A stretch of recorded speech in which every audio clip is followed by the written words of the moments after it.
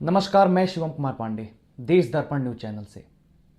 मेरे साथ एक ऐसे इंसान जुड़ चुके हैं जो कि अपने जीवन काल का 10 वर्ष बिलवा पंचायत के सभी जनता के ऊपर और उस पंचायत के कार्यों के ऊपर न्यौछावर कर दिए। जी हाँ, मैं बात कर रहा हूं अखिलेश्वर पांडे जी उर्फ पुल्लू पांडे जी का। नमस्कार। मैं भी आपको बहुत बहुत धन्यवाद देना चाहता हूं और शुभकामनाएं देता हूं कि आप बीजेएमसी कर रहे हैं और आपको उस क्षेत्र में ढेर सारी सफलताएं मिले जी, और आपका चैनल हिट हो और आप जिस क्षेत्र में भी कार्य कर रहे हैं उसमें आपको ज़्यादा से ज़्यादा तरक्की मिले। तो मेरा पहला क्वेश्चन सर आपसे यह है कि आप एक साधारण ग्रामीण जीवन से निकलकर लगातार 10 वर्षों तक बिलवा पंचायत के मुखिया रहे हैं। राजनीति में आने का फैसला आपने किस परिस्थिति में लिया था? क्या यह मजबूरी थी, सेवा भाव था, या गांव की किसी खास समस्या ने आपको आगे आने के लिए प्रेरित किया? ऑनेस्टली स्पीकिंग कि उस समय जिस समय 2011 में मैं चुनाव लड़ा पहली बार, तो मेरा कोई मोटो नहीं था जी। ईमानदारी से कहूँ तो मैं एकदम नौजवान लड़का था जिसको पंचायत के बारे में कोई सोच नहीं थी कि मुझे क्या करना है। इवन मुझे यहाँ तक भी पता नहीं था कि पंचायत में आता क्या है, होता क्या है, किन किन माध्यमों से मैं पंचायत के लोगों की सेवा कर सकूंगा, ये सब भी मुझे पता नहीं था। नौजवान साथियों ने मुझे प्रेरित किया कि आप चुनाव लड़िए और मैं चुनाव लड़ गया और काफ़ी ज़्यादा कंटेस्टेंट लोग थे, बहुत सारे प्रत्याशी लोग मैदान में थे और संयोग से बाय लक बाय चांस कहिए मैं पहली बार मुखिया निर्वाचित हुआ और काफ़ी छोटे अंतराल से, काफ़ी कम मार्जिन से मैं पहली बार 4 मतों से चुनाव जीता था जी। दूसरा क्वेश्चन ये है सर आपसे, जब आपने पहली बार मुखिया का चुनाव जीता था उस समय बिलवा पंचायत की सबसे बड़ी और गंभीर समस्या क्या थी सर? सबसे बड़ी समस्या मैं कहूँगा कि जनता और उनका जो प्रतिनिधि है, मुखिया है या और भी प्रतिनिधि हैं, उसमें बहुत ज़्यादा गैप हो गया था। प्रतिनिधि के पास जाने के लिए जनता को काफ़ी मशक्कत करना पड़ता था। गांव के भाषा में कहूँ तो जैसे हमारे कार्यकाल के पहले जो निवर्तमान अभी मुखिया हैं, उनके पिताजी मुखिया हुआ करते थे, तो उनके पास पहुंचने में कई लोगों को पार करना पड़ता था। जनता से उन लोगों का डायरेक्ट जुड़ाव लगाव नहीं था। तो ये सबसे बड़ी समस्या थी कि हमको जनता से डायरेक्ट जुड़ना है और मैं वो किया भी। मैं डायरेक्ट जनता का स्वागत किया और जनता के दरवाजे पे मैं डायरेक्ट गया, सबका हाल चाल जाना। और कभी भी 12 बजे रात को भी अगर कोई मेरे दरवाजे पे आया तो वो किसी काम के लिए आया। सबका काम मैं नहीं कर पाया हूँ, मैं ये नहीं कहूँगा कि मैंने सबका काम किया है, लेकिन कभी किसी को निराश नहीं किया मैंने जी। सर आपसे तीसरा क्वेश्चन यह है कि आपके पूरे कार्यकाल को अगर एक उपलब्धि में समेटा जाए तो वह कौन सा काम होगा जिस पर आप आज भी आपको सबसे ज्यादा संतोष होता है? मैं काम तो बहुत किया हूँ, लगभग 5 किलोमीटर तक का सड़क मैंने पूरे पंचायत में बनवाया है। अच्छा, आप कहेंगे तो मैं आपको एग्जैक्ट आंकड़ा दे दूंगा, लेकिन 5 किलोमीटर से कम नहीं है जी। और मेरी सबसे बड़ी उपलब्धि, सबसे ज्यादा सुकून और संतोष मुझे जो खजुआ कला एक गांव है जी, बहुत बड़ा गांव जो कि बिलवा पंचायत, जो बिलवा पंचायत का ही एक गांव है जी। और उस खजुआ कला गांव का जो संपर्क मार्ग था मुख्य सड़क से, वो नहीं था। मेरी सबसे बड़ा चैलेंज मेरे पास था कि उस गांव को संपर्क मार्ग से जोड़ना है।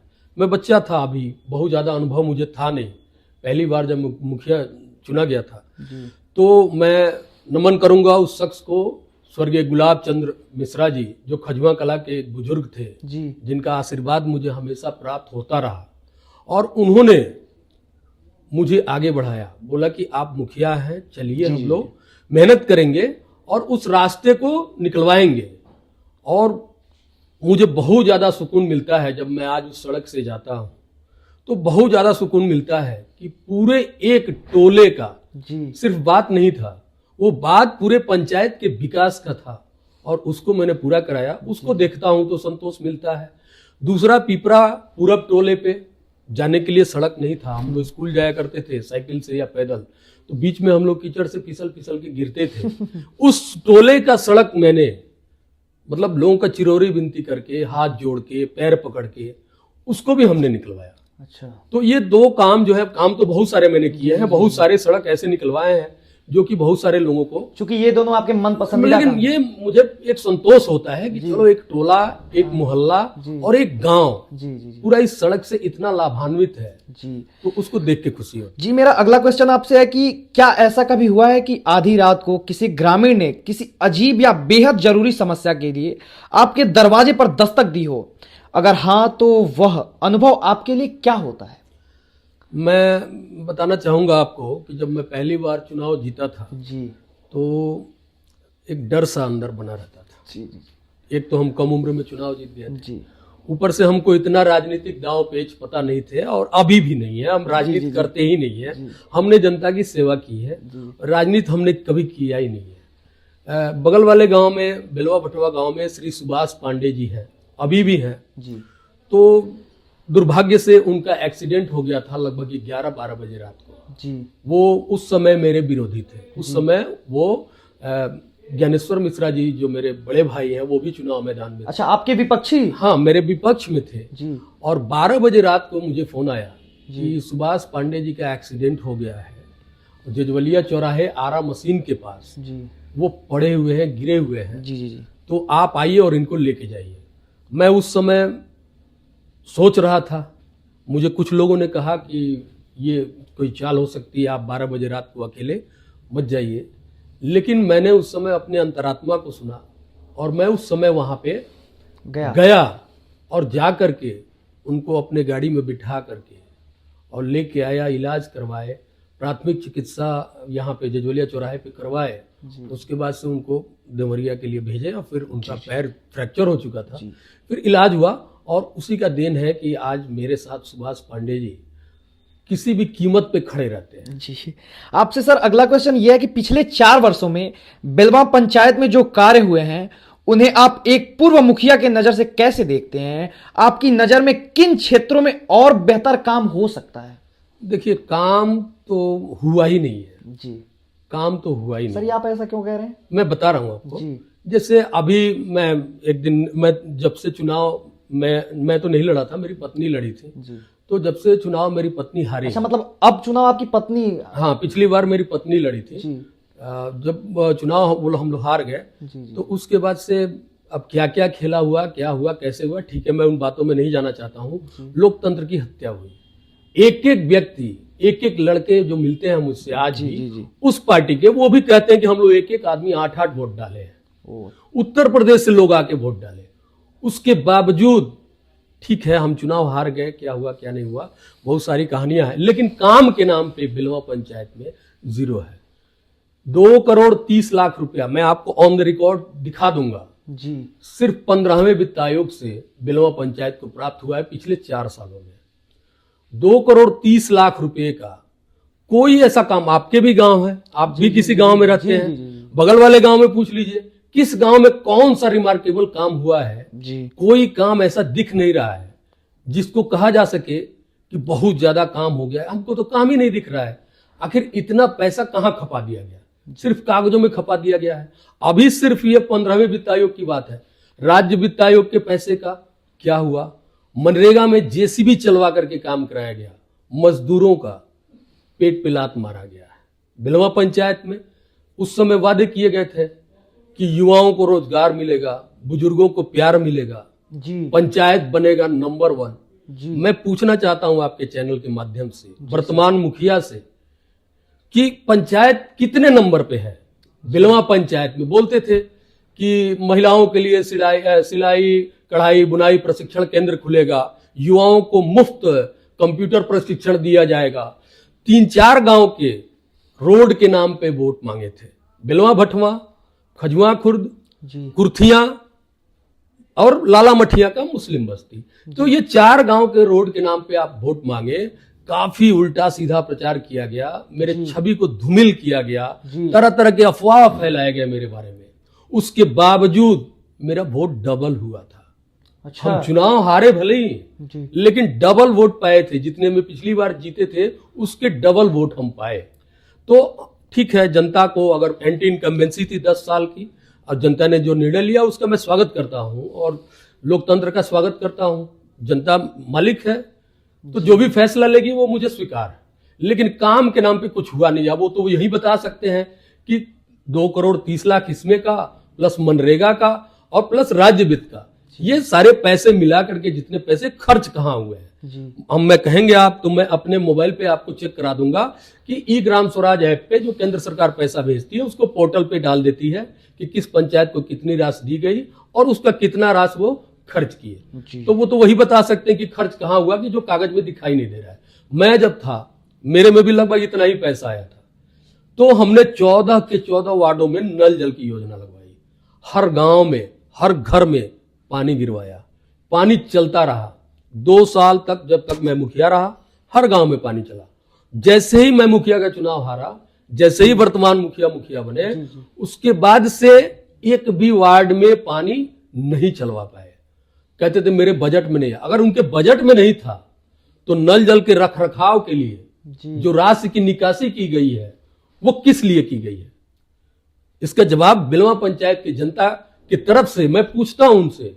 मैं 4 साल तक चुप था कि आप क्या कर रहे हैं, आपको मौका मिला है। काफी ज्यादा समर्थन उनको मिला था पंचायत से, एक तरफा होकर के पंचायत के लोगों ने उनको वोट दिया था, काफी उम्मीद थी उनसे, लेकिन वो किसी के उम्मीद पे खरे नहीं उतरे। जी सर। आज पंचायत के चंद लोग, मैं चमचा नहीं कहूंगा उन लोगों को, उनको भी बुरा लगेगा, लेकिन चंद लोगों की गिरफ्त में रह गए।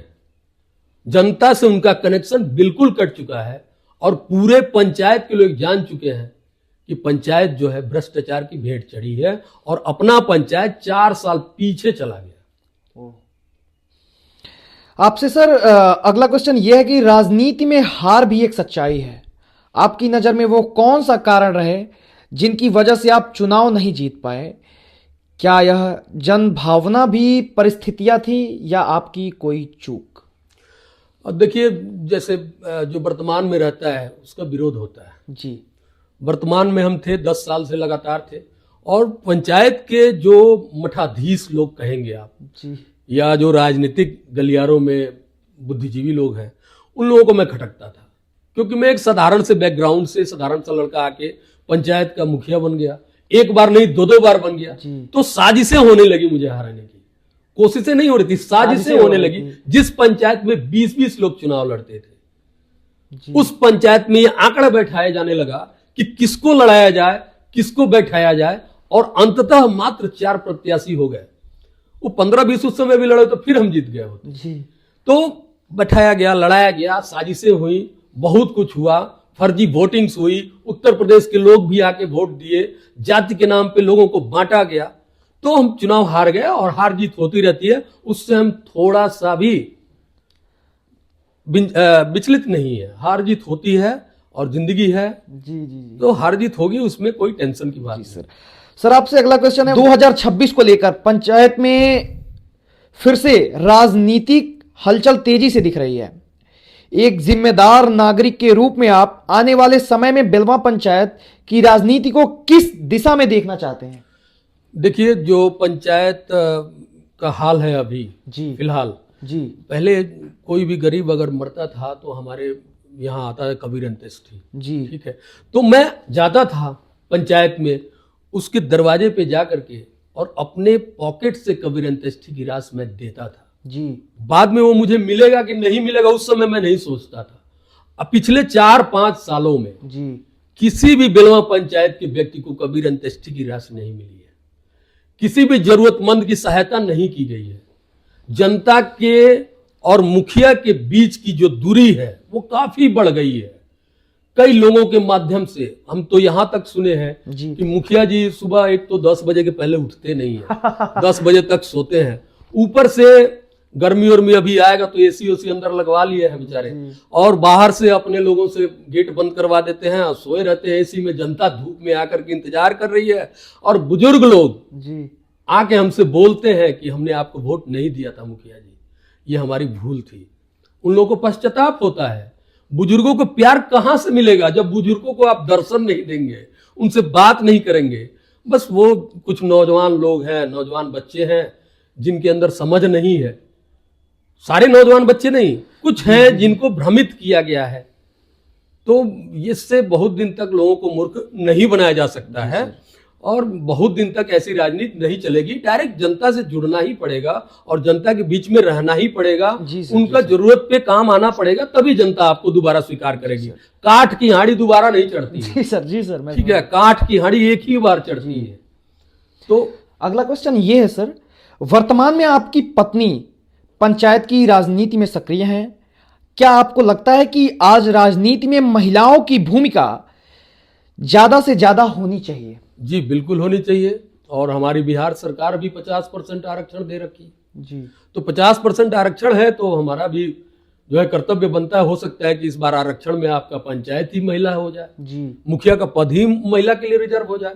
तो महिलाओं की सक्रियता तो सरकार ने निर्धारित कर दी है जी। भाई, महिलाओं की सहभागिता होनी चाहिए। जी जी जी। और मैं इससे काफी खुश हूँ जी कि महिलाओं से बात करने में कोई संकोच नहीं रहता है। तो वो अगर पंचायत की जिम्मेदारी संभालेंगी और सेवा करने का अगर उनको मौका मिलता है, अगर जनता देती है, तो निश्चित रूप से हम लोग पंचायत की जनता की सेवा करेंगे। जी सर, आपसे अगला क्वेश्चन है सर कि अगर आज बेलवा पंचायत की जनता एक नागरिक और पूर्व मुखिया दोनों रूपों में आपको सुन रही हो तो आप उनसे क्या कहना चाहेंगे?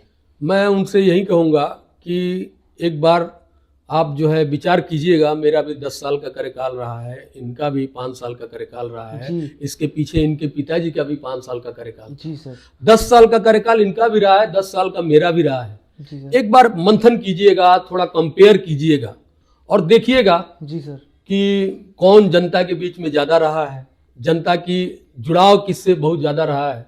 तो आप लोग एक बार मनन करके, मंथन करके, और जातिवाद मत सोचिएगा, जातिवाद से ऊपर उठ करके एक बार आप लोग स्वतंत्र रूप से विचार कीजिएगा। अगर मैं अच्छा लगता हूं आपको तो मतदान कीजिएगा जी, और नहीं तो जो अच्छा लगता है आप उसको मतदान कीजिएगा। आपसे मिलकर अच्छा लगा। मिलते हैं अगले वीडियो में, तब तक के लिए बने रहे हमारे साथ। जय हिंद।